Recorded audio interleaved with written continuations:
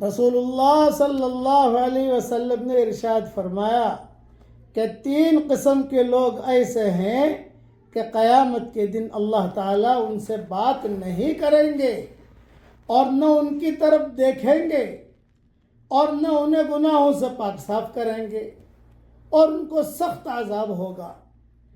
جب یہ حدیث ابو ذر غفاری نے سنی تو حضرت ابو ذر غفاری نے کہا خوابوا و خسروا یا رسول اللہ، ناکام ہو گئے وہ لوگ، ہلاک ہو جائے وہ لوگ، کون ہے وہ؟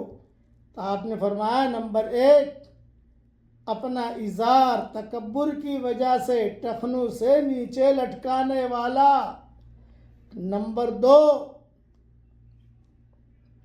جھوٹی قسم کھا کر اپنا سامان بیچنے والا، اور نمبر 3 کسی پر احسان کر کے احسان جتلانے والا۔ سنن نسائی میں مضمون موجود ہے۔ اللہ تعالیٰ ان تینوں رذائل سے پوری امت کی حفاظت فرمائے، آمین۔